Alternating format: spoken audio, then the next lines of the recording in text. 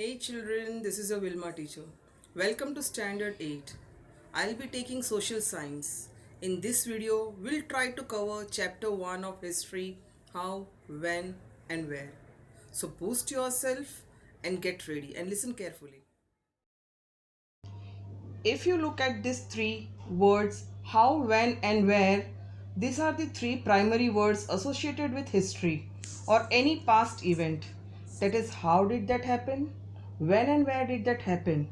These are all past event. Even it can be used for future.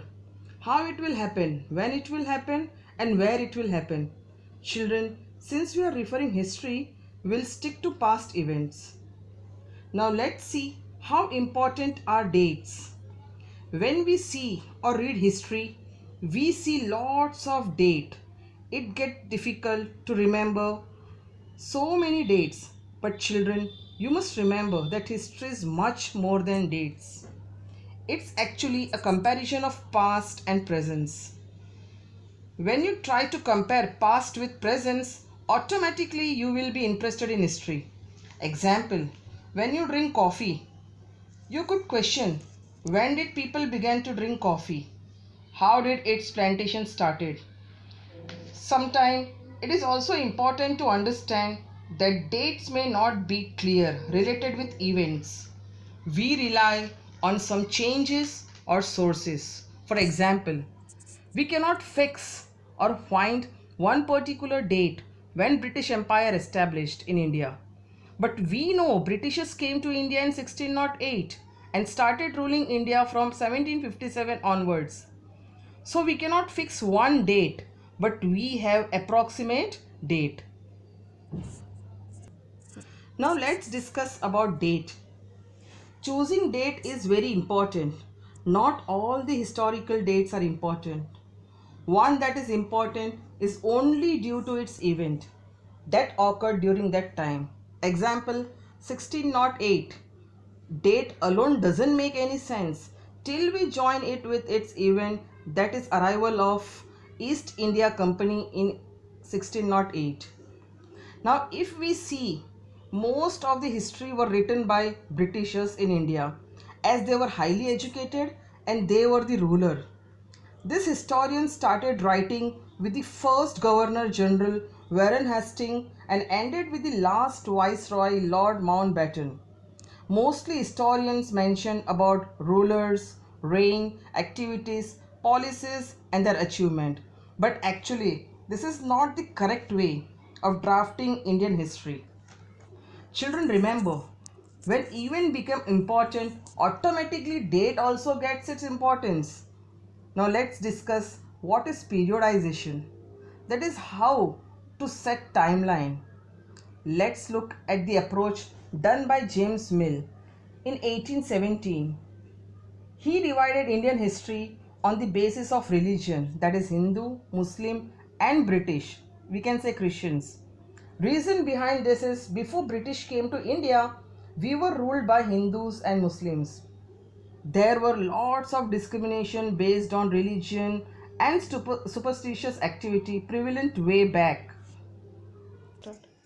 James Mill thought only British rule can civilize India and help India to get out of all social stigma. But fact is that this reason cannot be accepted today because there was no single period of history referred to as Hindu or Muslims. Both the faith existed together. Let's see one example. Let's take the example of Akbar, who was very tolerant toward Hindu faith. He even had a Hindu finance minister named Todarmal. So there was no need to be categorized period based on Hindu, Muslim or British. Now here comes another division. Indian history was divided into ancient, medieval and modern history. The reason behind this division is to show the transition from ancient to modern and the growth of art, science, democracy, liberty, equality. But again this reason was discarded by people. The reason is even under the British rule there was no freedom or peace and no economic growth. That is why historians have referred British period as colonial period. Now it's very important for us to understand what is colonial period. So let's take our next topic, colonial. Colonial means establishment of a colony in one territory by the political power from another territory. So moment British took over India, India became colony. Now big question is, how do historians write history? What are the sources they refer? There has to be some proof or evidence. Yes. Answer is official records of British administration.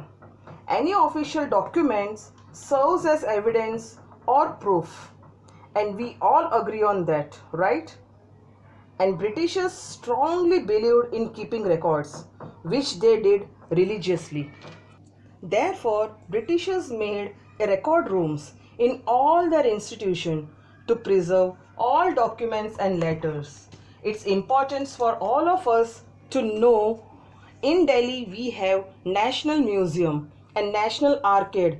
It is a record room in which all the letters and documents of the government have been arranged as per the date. Here all the documents from 18th century has been preserved carefully, and it is written by calligraphist in beautiful handwriting. Now let's see our next topic, that is survey.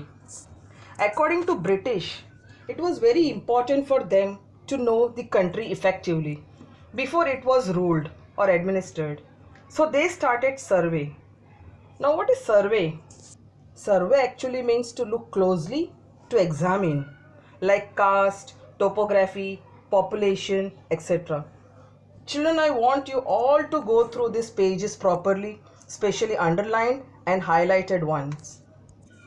But you know, children, this history gives us information about what government wants, their thoughts, their ideas. This record never tell about what common people felt and what they wanted. And to get this information, we have to see somewhere else, like personal diaries, accounts of pilgrims, autobiographies of important personalities, or pamphlets sold in local bazaar. I hope, children, you are clear with all the concepts. So we end here, and I want you all to refer this chapter again and again and get solved to the question given at last. Thank you. Stay home. Stay blessed. Take care.